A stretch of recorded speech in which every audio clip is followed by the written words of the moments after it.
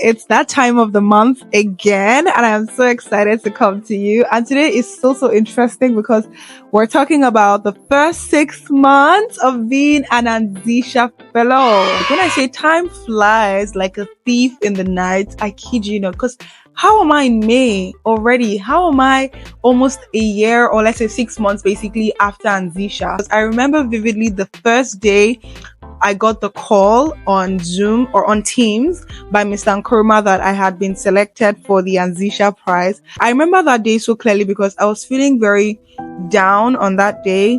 I was about going to my 9-to-5 job, and I was just thinking about my business and like what was next for me in my life as a young entrepreneur. I just got like an email that, it was a Zoom meeting. Or are you available for a meeting? So time, like right now, we've been trying to reach you. I'm like, what? Yeah, I'm available for a meeting. Like, this is Anzisha. Come on, who will be available? Mr. Nkrumah called me and said, hi, Esther. Unfortunately, he was trying to make it sound like a bad news. And I was like, I'm having a bad day, just make it worse. And you've been selected.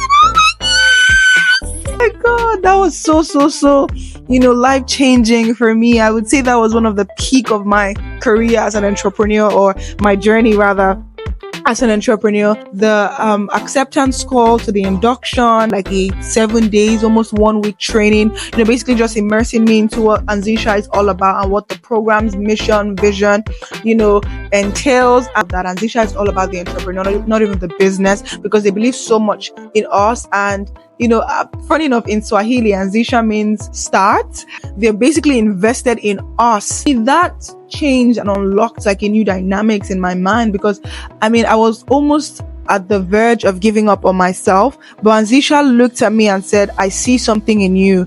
And for them to do that, because I'm sure there are a lot of, was a pool of applications, right? And for me to be selected top 25, that means there's something about me, and the grace of God as well, right? That means there's something about me. So I said to myself, Esther, if they could believe in you, you must believe in yourself.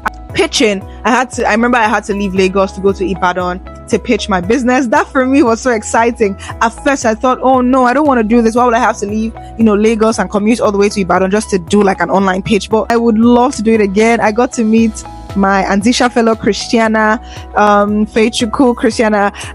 I was so excited, like seeing someone young like me that I could finally speak the same lingo to, business, this is what I want to do in XYZ coming years.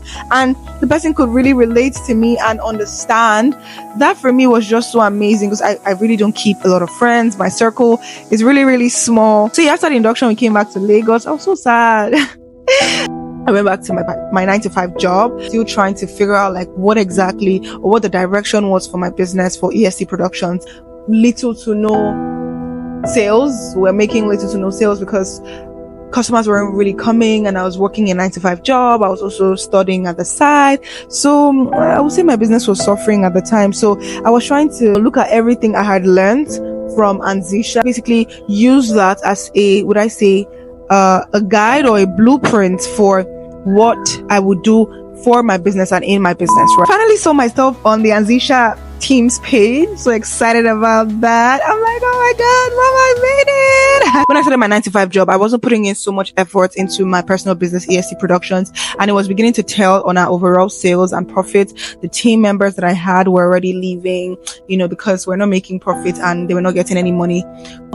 This journey of entrepreneurship, sometimes it's so hard. Like, you begin to doubt yourself. I think I had that conversation with Mr. Nkrumah, and he said to me, Anzisha is invested in you, Esther, not the business that you own. Like, you make the business, right? You create. You can always create more. And hearing that from him just gave me a ray of hope that, there's still more to come in the future. And yeah.